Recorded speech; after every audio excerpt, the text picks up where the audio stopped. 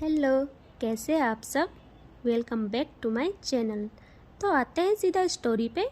Madness of love का part 20। Scene start होता है एक रूम को दिखाते हुए, जहाँ रूम के बीचों बीच सजी हुई थी अवनी, जिसकी आँखों का बरसता पानी और वो इंतज़ार जो हर पल बिना पलके झुकाए एक खिड़की की ओर देख रही थी कि अभी उसका महबूब आएगा और उसको यहाँ से ले जाएगा। बट उसके पास रहता है सिर्फ इंतज़ार। अब वो पलटती है और एक मिरर के सामने आ जाती है और अपने हाथों को देखती है जिसमें मेहंदी लगी हुई थी, लेकिन एक जगह पर चाकू से लिखा हुआ एक नाम, सिर्फ पायल। जैसे ही वो ये देख रही थी तभी कोई रूम में इंटर करता है खिड़की से।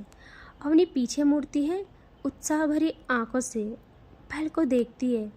उसे ऐसा लगता है मानो उसकी बेजान शरीर में जान आ गई हो, उसका मुकद्दर खुद चल के उसके पास आ गया हो। हाँ, वहाँ पायल थी, जिसकी आंखों में सिर्फ गुस्सा था, सिर्फ आग थी। वो अपने कदम बढ़ाती है अवनी की तरफ और अवनी उसकी तरफ। तभी इनके बीच बस कुछ ही दूरी रहती है तो पायल कहती है, वाह अच्छी लग रही हो। उसकी आवाज़ में टोन था। अवनी कंफ्यूज होके पायल को देखती है। तभी पायल एक हाथ से अवनी के बालों को पकड़ती है और हल्का सहलाती है एंड एक झटके में पीछे पुल करती है। यहाँ अवनी के मुंह से आह निकलती है दर्द के मारे। तो पायल कहती है, दर्द हो रहा है? तुमको अंदाज़ा है मुझे कितना दर्द हो रहा है? अवनी कहती है, पायल मेरी बात सुनो, मुझे तुमसे बहुत सारी बातें करनी है। तभी पायल अवनी को ज़ोर से पीछे पुश करती है। वो ज़मीन पर आकर गिर जाती है। अवनी की तो मानो सांसें रुक गई थी। वो बस कहती है, पायल तुम जैसा सोच रहे हो वैसा नहीं है। बस एक बार मेरी बात सुनो। तभी पायल भी ज़मीन पे आती है और अवनी को अगेन बालों से पकड़ती है, बहुत टाइट यार, और उसके फोरहेड से फोरहेड मिलाती है और कहती है, मैं कितना भी करूँ तुम मेरे दिलो दिमाग से नहीं जाती हो। मैंने सिर्फ तुमको प्यार किया, सिर्फ प्यार। और तुमने क्या किया मेरे साथ, ये सब। अवनी रो रही थी। अवनी की आवाज़ तक नहीं निकलती आंसुओं की वजह से। तो पायल कहती है, ख्याल रखना अपना। और आज पहली बार हमको पायल की आंखों में आंसू दिखते हैं, पहली बार। और पायल अवनी को अगेन एक झटके में खुद से दूर करती है और वहाँ एक सेकंड भी नहीं रुकती, वहाँ से चली जाती है। अवनी ज़मीन से उठती है खुद को संभालते हुए और पायल के पीछे पीछे भागने लगती है। कहती है, नहीं पायल मेरी बात सुनो, प्लीज़ मेरी बात सुनो, रुको पायल प्लीज़। और वो बस पायल के पीछे भागती रहती। बट कुछ टाइम बाद पायल अवनी की आंखों से गायब, एकदम गायब। और पायल इस बारी खिड़की से नहीं गई थी बाहर, वो सीधा डोर से गई थी। अवनी उसके पीछे भागते हुए सीढ़ियों से नीचे आती है। सब लोगों की नज़र सिर्फ अवनी पर थी, जो कि दुल्हन बनी बस पायल के पीछे भाग रही थी, बस पायल का नाम लेके भागती थी। तभी अवनी का सर घूम जाता है और वो 2 सेकंड में ज़मीन पे गिर जाती है। ये सीन यहीं पर ख़त्म हो जाता है। और अब आते हैं सीधा आगे। यार ट्विस्ट ला रही हूँ ना बार बार, कोई नहीं देख लो। और अब ये स्टोरी स्टार्ट होती है 3 साल बाद। अब आते हैं 3 साल बाद। 3 साल बाद देखते हैं किस किस की लाइफ कैसे कैसे चल रही है। सबसे पहले हमारी अवनी पे आते हैं, जो कि कॉलेज कंप्लीट कर चुकी है। अपने माँ पापा से दूर ही रहती है, बात करना तो दूर, उनको देखना तक उसे पसंद नहीं। पायल ने बहुत पहले उससे कहा था कि कॉलेज के बाद वो सिंगिंग पे फोकस करे। पायल के सपने के लिए वो एक जानी मानी फेमस सिंगर बन चुकी है। उसके गानों में कुछ हो ना हो, पायल का इंतज़ार और उसके लिए उसका प्यार हमेशा रहता है। उसके पास एक बहुत बड़ा घर है, लेकिन वो जब भी घर आती है तो सिर्फ अपने रूम की खिड़की पे ही बैठी रहती है, सिर्फ किसी का इंतज़ार करते हुए। उसका एक बड़ा सा रूम जिसमें उसकी एक भी तस्वीर नहीं, सिर्फ एक तस्वीर बहुत बड़ी, वही शार्प आइज़ वाली हमारी पायल की। उसके दिन तो अपने गानों में कट जाते हैं, बट रातें सिर्फ उस तस्वीर को निहार कर और उस खिड़की पर उसका इंतज़ार करते हुए कटती है। और अब आते हैं सिया पर, जो कि 3 सालों से सिर्फ पायल को ढूंढ रही है। उसकी ज़िंदगी का सिर्फ एक ही मकसद बन चुका है, वो है पायल की तलाश। 1 साल पहले क्या हुआ था वो देखते हैं। सिया के घर की डोरबेल बजती है। सिया दरवाज़ा ओपन करती है। सामने थी जोया, जिसकी आंखों में एक उम्मीद है कि आज आज उसका प्यार उसे सीने से लगा लेगा। जो कहती है, सिया कैसी हो आप? सिया जोया को कहती है, मैं ठीक हूँ जोया, और तुम कैसी हो? जोया कहती है, मैं वैसी हूँ जैसे तुम छोड़ के गई थी।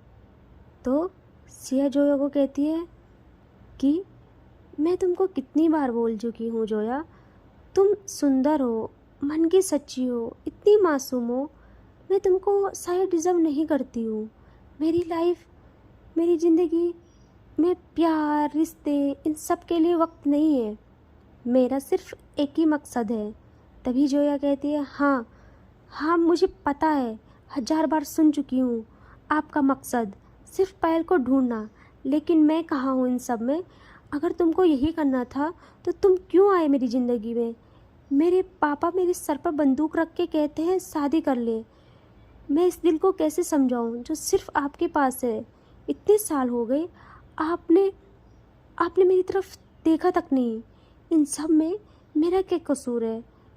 क्या कसूर है मेरा, बोलो? मुझे क्यों सज़ा मिल रही है, क्यों? और वो रोते हुए नी के बल बैठ जाती है। यहाँ सिया, जो अपने इमोशंस को कंट्रोल करती है बहुत ज़्यादा, और जोया को शोल्डर से पकड़कर खड़ा करती है और सीने से लगा देती है।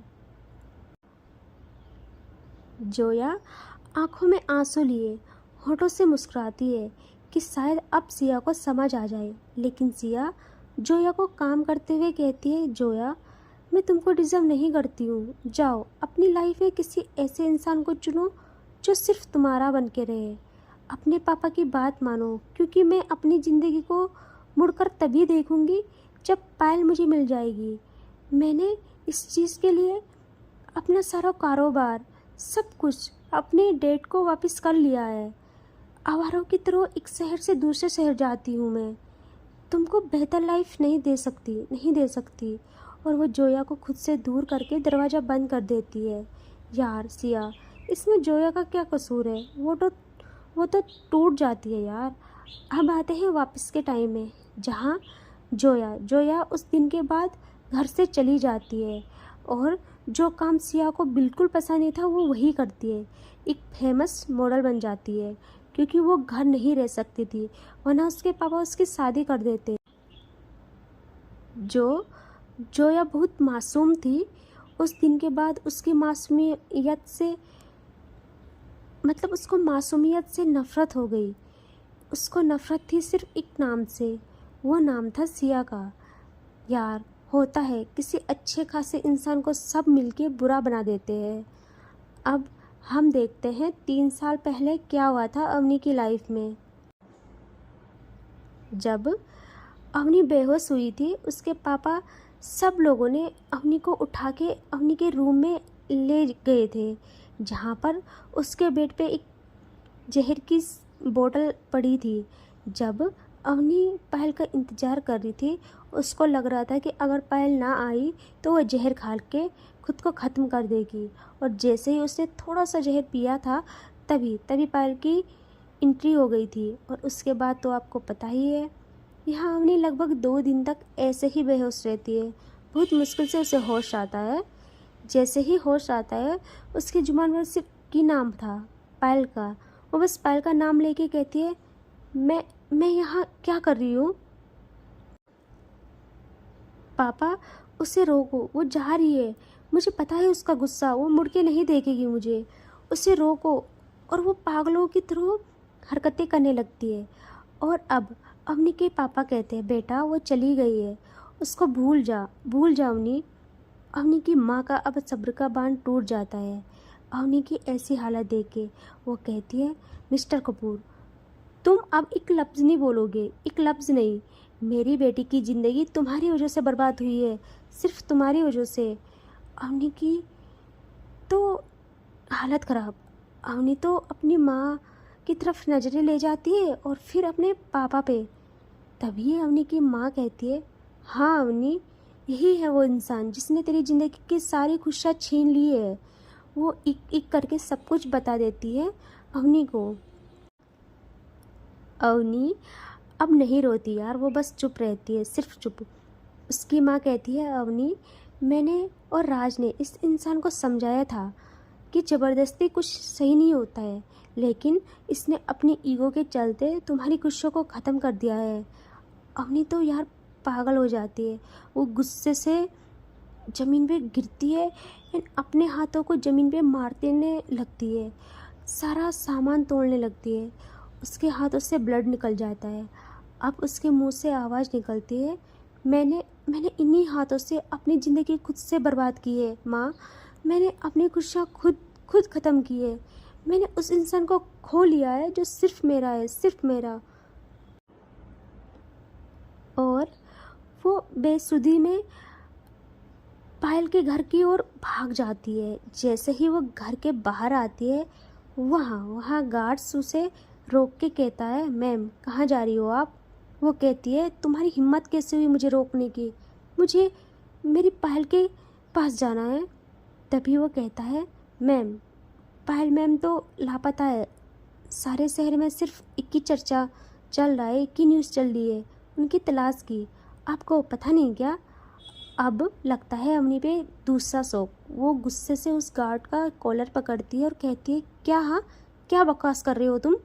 वो कहता है, मैम मैं सच कह रहा हूँ, आप न्यूज़ देख लीजिए। वो एक न्यूज़पेपर बढ़ाता है अवनी की तरफ।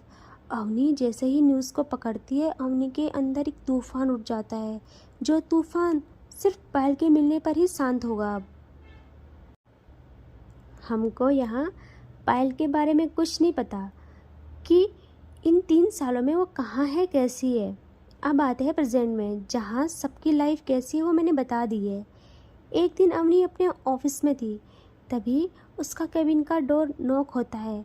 वो कहती है, कमिंग। तो वहाँ एक बंदा अंदर आता है। हाँ भाई, वो मुझे लग रहा है ना सबको पता है ये कौन है। हाँ, ये राज है। अवनी को पता था कि इन सब में राज की कोई गलती नहीं है, फिर भी उसको बैठने तक नहीं देती। कहती है, राज तुमको कितनी बार कहा है मेरे आसपास भी मत रहा करो। अगर कहीं से मेरी पायल मुझे देख रही होगी तो मैं नहीं चाहती कि वो कुछ समझे और मुझसे और दूर हो जाए। चले जाओ प्लीज़, चले जाओ यहाँ से। तभी राज कहता है, अवनी मैं हमेशा तुम्हारे साथ हूँ, चाहे कुछ भी हो, तुम कितनी भी नफ़रत करो मुझसे, लेकिन मैं कुछ नहीं बट दोस्ती ज़रूर निभाऊँगा। और जब भी तुम्हारी पायल तुम्हें मिलेगी, मैं उसके पैरों में पड़ जाऊंगा, बताऊंगा कि उसकी अवनी हमेशा से सिर्फ उसकी है, सिर्फ उसकी।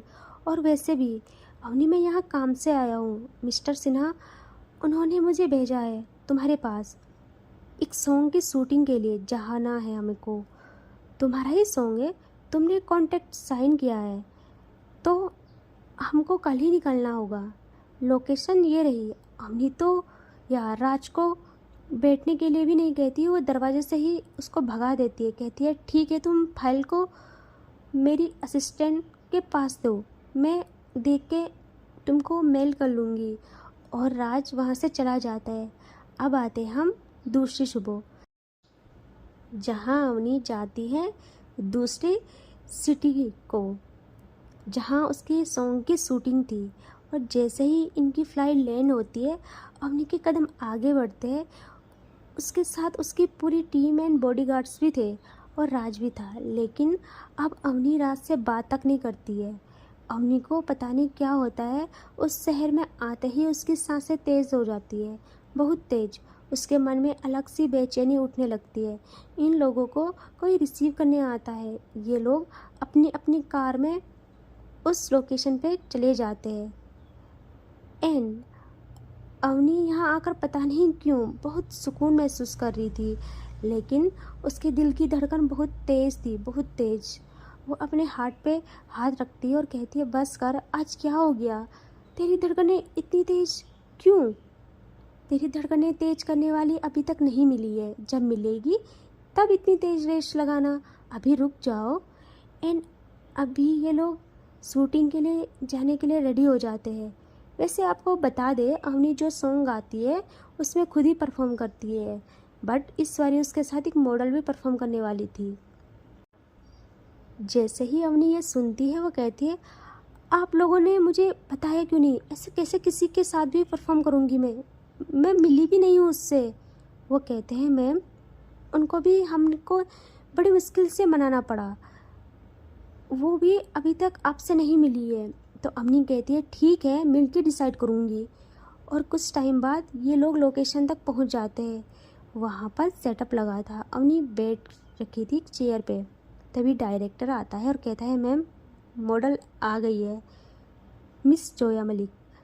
अवनी की धड़कन एक पल के लिए रुक जाती है। वो धीरे धीरे पीछे देखती है और हाँ, वहाँ थी जोया। आपको बता दें, उस दिन के बाद जोया अवनी से दूर रहती थी, या ये मानो वो नफ़रत करती है। उसको लगता है कि इन सब की वजह से सिया ने जोया को धोखा दिया है। अवनी इतने टाइम बाद देखती है जोया को, वो जल्दी से खड़ी उठती जाती है एंड उसकी आंखों में आंसू के साथ चमक थी।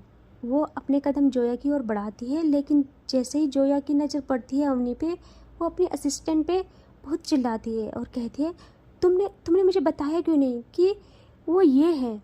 वो कुछ कहती, तभी अवनी कहती है, जोया इतने टाइम बाद मिल रहे हैं हम, ऐसे बिहेव करोगी? जोया कहती है, तुम मुझे मत बताओ मुझे कैसे क्या करना है। तुम लोगों ने मिलके जो मेरी ज़िंदगी बर्बाद की है। अवनी कहती है, ज़िंदगी बर्बाद? तुम एक ही ऐसी इंसान हो जो मुझे समझ सकती हो कि ज़िंदगी तुम्हारी नहीं मेरी बर्बाद हुई है, और मैंने ही अपनी खुशियों को खुद ही ख़त्म किया है।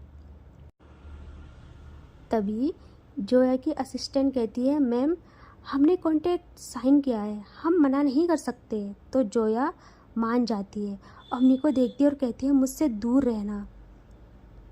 अवनी, मैं जब जब तुमको देखती हूँ मुझे वो सज़ा याद आती है जो मुझे बिना गुनाह किए मिली थी। एंड अवनी की आंखों में आंसुओं का तूफान उठ जाता है, बट वो कंट्रोल करते हुए अपने काम पर फोकस करती है। इनकी शूटिंग ख़त्म होती है, लगभग 5 बजे का टाइम था। एंड ये लोग अब अपने विला की तरफ बढ़ने लगते हैं जहाँ इनको स्टे करना था। इनकी गाड़ी आगे थी एंड जोया की गाड़ी इनसे पीछे। एंड अब इससे आगे कल। ठीक है, बाय बाय।